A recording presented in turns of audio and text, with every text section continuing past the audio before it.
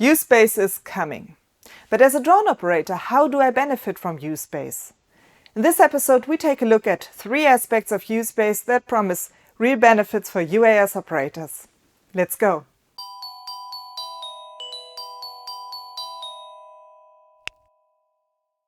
In 2019, the European Commission published 2 important regulations on the subject of drones. The first was Regulation 2019-945, which deals with design, construction, manufacture and maintenance of unmanned aircraft systems. The second was Regulation 2019-947, which deals with operation of drones.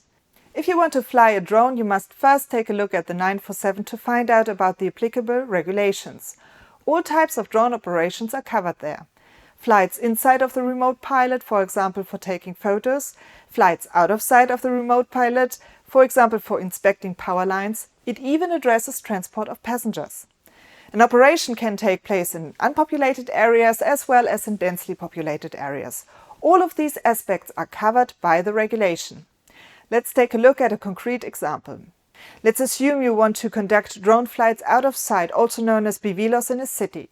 This undertaking falls into the specific category of UAS operations. In order to fly, you have to apply for an operational authorization.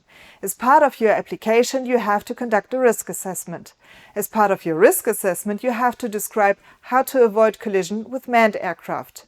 This is laid down in the requirements UAS Spec 060 that define the responsibilities of remote pilots. But how can you avoid collisions if you as a remote pilot are not on site to look out for aircraft? If you are not on site, you need some other reliable means of detecting other airspace users.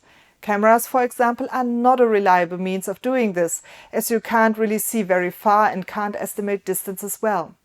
But a system that provides you with information about other aircraft in the vicinity of your drone would be useful. And here we have the first benefit of USpace. USpace services include the provision of traffic information for the respective USpace airspace. This means that UAS operators are provided with position data of other aircraft in the vicinity of their drone. This gives them an overview of the traffic situation and enables them to take appropriate action to avoid collision with other airspace users. Another benefit of USpace is that drone operations are kept mostly separate from each other, preventing conflicts between unmanned aircraft in the first place. This is the purpose of the UAS Flight Authorization Service. Based on submitted requests for UAS flight authorization, it is checked whether flight routes overlap in terms of time and space. If there is an overlap, an authorization is not issued.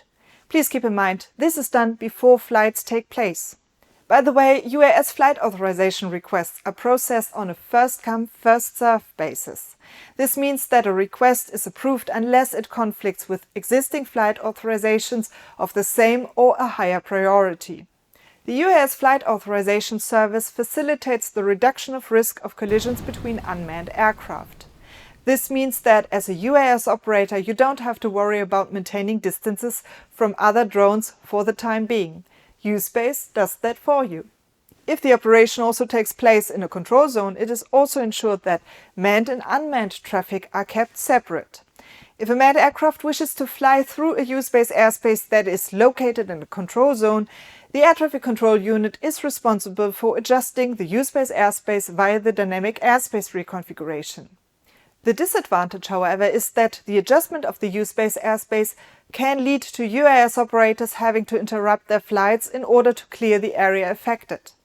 Thus, USpace supports UAS operators in their task of preventing collisions in the airspace by providing traffic information.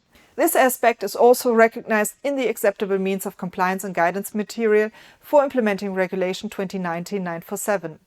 Among other things, USpace is listed as a possible tactical mitigation measure. This means that USpace is considered suitable for detecting other air traffic and avoiding collisions on the basis of this information. But these are not the only advantages of USpace. If we take a look at the AMCGM for the USpace regulation, EASA recommends applying Residual Air Risk Class ARC B to USpace airspace. This applies regardless of whether the airspace is uncontrolled or controlled. This is certainly appealing for flights in urban areas or control zones. For example, if you fly near heliports or airports, you fly in ARC D. For flights below 500 feet in controlled airspace in ARC-C and below 500 feet in uncontrolled airspace over urban areas, also in ARC-C. A corresponding reduction of the air risk class to ARC-B would therefore be helpful and would have a significant impact on which sail you end up in. Of course, critics might now ask whether ARC-B is really justified. I think it is, for the following reasons. Firstly, a comprehensive assessment of the air risk is carried out as part of the establishment of a use-based airspace. If any risks are identified, appropriate measures should be taken to reduce their probability of occurrence. This task should normally be performed by UAS operators as part of their SORA. However, since this is already done in advance when establishing use-based airspaces, this step would no longer be necessary. In addition, use-space itself is a measure to avoid collisions in the airspace.